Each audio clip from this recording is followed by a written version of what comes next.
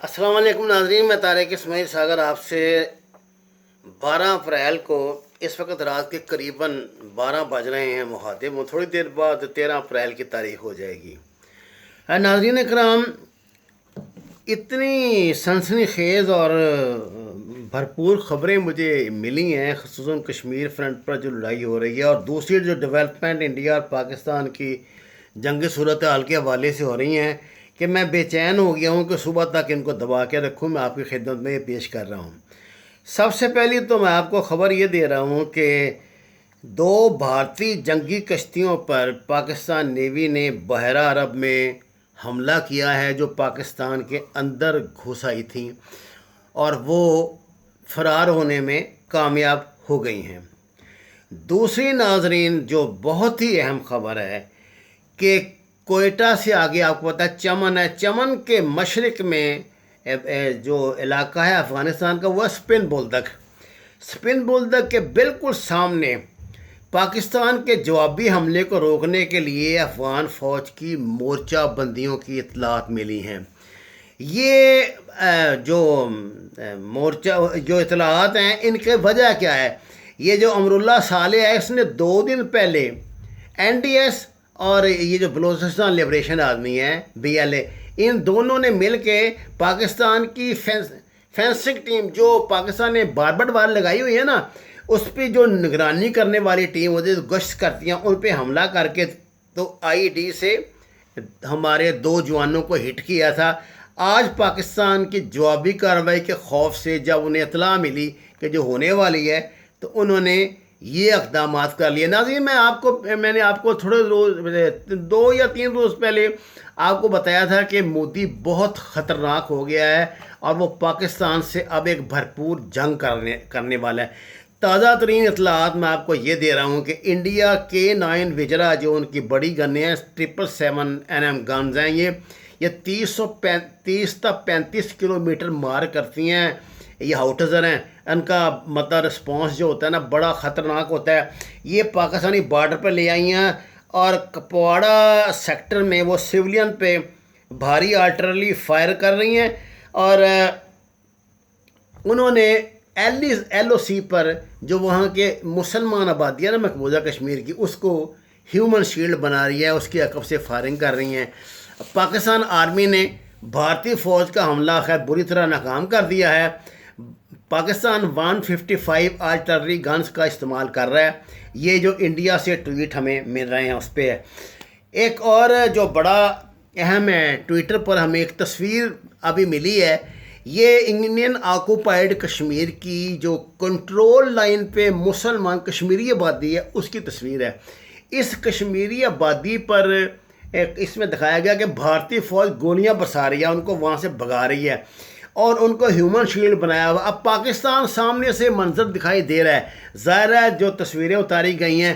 اب پاکستان اگر Indian forces پہ حملہ کرتا ہے تو وہ ان کو ہیومن شیلڈ بنا لیتے ہیں آگے سے، تو پاکستان بڑا مجبور ہے۔ اب اس کو بہت مطلب ٹارگیٹ چوائس کر کے پاکستان حملے کر رہا ہے، اور پاکستان بھارتی ذرائع ابلاغ کی اطلاع آپ کو دے رہا ہوں جو تازہ ترین اس وقت مجھے مل رہی ہیں، کہ پاکستان نے کئی بھارتی جو ہیوی گنز ہیں نا، ان کے مورچے تباہ کر دیے ہیں، اور بھارتی فوج کی طرف سے یہ تسلیم کیا گیا ہے کہ 5 ان کے جو بڑے وہاں پہ مورچے تھے، ہیومن شیلڈ کے باوجود پاکستانی SSG جو قریباً ان کے اندر علاقے میں گھس کر اس نے یہ تباہ کر دی ہیں، اور انڈین آرمی نے 5 بھارتی گاؤں تباہ کرنے کا الزامات پاکستان میں لگایا ہے۔ یہ گاؤں سے مراد یہی ہے جو ان کی بڑی بڑی 5 مورچہ بندیاں تھیں، وہ پاکستانی SSG نے اندر جا کے تباہ کر دیا۔ بھارت یہ کہہ رہا ہے کہ اس نے پیراملٹری جو فورسز ہیں اس کے 5 جوانوں کو شہید کر دیا پاکستان کے، لیکن یہ اس کی صرف باتیں ہیں، کسی کی کوئی لاش کا نہیں حوالہ دیا، نہ انہوں نے دکھایا ہے، صرف یہ کہہ رہے ہیں۔ اور اب جو مجھے آخری ناظرین تازہ ترین اطلاع ملی ہے، وہ بتا رہی ہے کہ یہ جو انڈین 155 ملی میٹر جو ہے نا گن، اس کا نام ہے دھنوش، یہ ہاؤٹزر ہے بہت بڑا، یہ بھی انڈیا اب بارڈر پہ لے آیا۔ میں نے آپ کو بتایا تھا کہ انڈیا بڑی ہیوی ڈپلائمنٹ وہاں کر رہا ہے، اور وہ جو اس کی میڈیم گنیں تھیں ان کی جگہ پہ اس نے ہیوی بیٹریاں ڈپلائی کر دیا، اور اب وہ پاکستان کو کہ یعنی دور کے علاقوں میں مار کرنا چاہتا ہے. بیوقوف کو عقل نہیں ہے، وہ پتہ نہیں کس دنیا میں کھوئے ہیں. اور افغانستان کے حوالے سے ہونے والی یہ جو ڈیولپمنٹ ہے نا، یہ بڑی خطرناک ہے ناظرین. یہ امراللہ صالح تو آپ جانتے ہیں نا، این ڈی ایس کا جو بدبخت جو اس کا ڈائریکٹر ہے، جو کچھ بھی ہے کرتا دھرتا وہی ہے. اس نے بلوچستان لبریشن آرمی کو ابھی تک آپریٹ کیا ہوا ہے اس میں، اب بلوچستان میں. اب وہ جو وہاں پناہ لے کے بیٹھے ہیں ان کے ساتھ مل کے یہ پنگے بازیاں کرتا ہے. ادھر جو ہم نے باربڈ وائر یعنی فینسنگ جو لگائی ہے نا، اس پہ جو فورسز وہاں گشت کرتی ہیں، ایک آدھ جوان جو اس کو دور سے ٹارگٹ کر کے تو اس کو شہید کر دیتے ہیں. اب پاکستان کب تک آخر برداشت کرے گا؟ اب یہ خبریں یہ ہیں کہ پاکستان نے ریٹیلیشن کرنی ہے، ان کو اطلاع ملی ہے، تو اب اس نے وہاں پہ مورچہ بندیاں کرا دی ہیں افغان فوج کی اسپن بلدنگ میں. ناظرین اسپن بلدنگ جو ہے وہ یہ اسپن بلدنگ کے آگے پھر قندھار کو رستہ جاتا ہے. یہ طالبان ڈومینیٹڈ علاقہ ہے، لیکن اسپن بلدنگ جو شہر ہے اس پر میں نے سنا ہے کہ کنٹرول ہے اس کا ابھی، کیونکہ بارڈر کا شہر ہے، اس کا کنٹرول ہے ابھی اس پر افغان آرمی کا.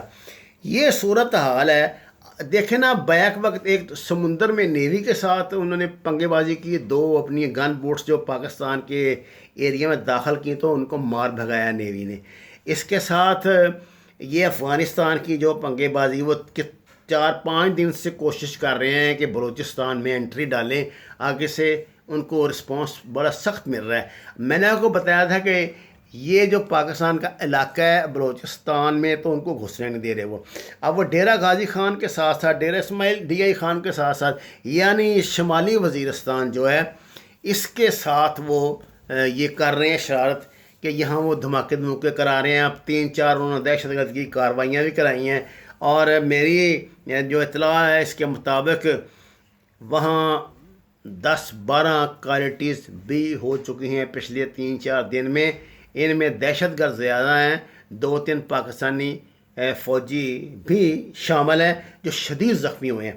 اور مسلسل یہ کام چل رہا ہے. یعنی اس کا صورت حال یہ ہے کہ جو وہاں پہ ٹیررسٹ بیٹھے ہوئے ہیں نا پاکستان میں وانٹڈ ٹیررسٹ، ان کو اسلم فاروقی کے متعلق میں نے آپ کو بتایا تھا پرسوں، جو داعش والا ہے، کہ وہ اشرف غنی راضی ہو گیا تھا اس کو واپس کرنے پہ. اب میں نے سنا ہے کہ اشرف غنی نے اسلم فاروقی کو دینے سے انکار کر دیا ہے. اس کی وجہ ظاہر ہے یہ امراللہ صالح جو ہے وہ کیونکہ اس کے ساتھ نتھی ہے، تو ابھی انہوں نے ان سے داعش سے پاکستان کے خلاف خاصا کام لینا. وہ یہ سمجھ رہے ہیں کہ ابھی مطلب میدان گرم ہو گیا ہے. اشرف غنی ایسی یہی چاہتا تھا کہ کوئی ایسا یہ پھڈے بازی ہو جس میں یہ مسئلہ جو ہے طالبان کا یہ رکے، اور امریکہ کو مجبور ہو کر یہاں رکنا پڑے، یا امریکہ مجبور ہو کے اسے کہے کہ ٹھیک ہے بھائی تم انڈین آرمی کو بلا لو. 25,000 انڈین آرمی جو تیار کی گئی ہے وہاں آنے کے لیے، یعنی مرنے کے لیے تیار کی گئی ہے ادھر طالبان اور پاکستان کے ہاتھوں.